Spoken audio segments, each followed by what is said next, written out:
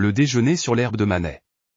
En 1863, le jury refuse plus de la moitié des 5000 œuvres présentées au salon. L'affaire soulève un tel tollé que Napoléon III s'en émeut, examine les toiles refusées et demande qu'elles soient exposées dans une autre partie du palais de l'Industrie.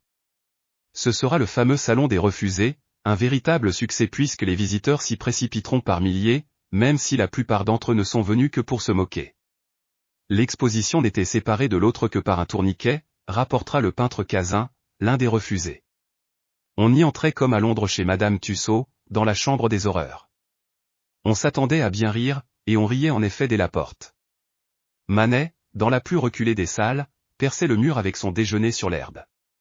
Cette toile, figurant au catalogue sous le titre Le Bain, a été conçue par Manet comme une transposition dans une réalité contemporaine d'un thème classique, emprunté surtout au concert champêtre de Giorgione. Elle va susciter un débordement d'injures, car cette femme nue, ses vêtements éparpillés à côté d'elle, au milieu de messieurs habillés est considérée comme totalement amorale.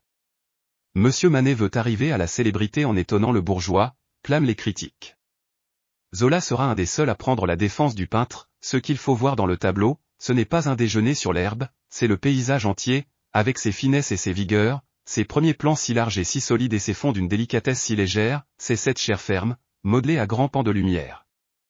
Le déjeuner sur l'herbe est pourtant considéré aujourd'hui dans l'histoire de l'art comme le premier tableau moderne. La jeune femme nue est Victorine Meurant, et pour l'homme qui se tient face à elle, Manet a fait poser alternativement ses propres frères, Gustave et Eugène. Quant à l'homme qui se tient à ses côtés, il s'agit de Ferdinand Lanoff, le frère de Suzanne, qui était sculpteur.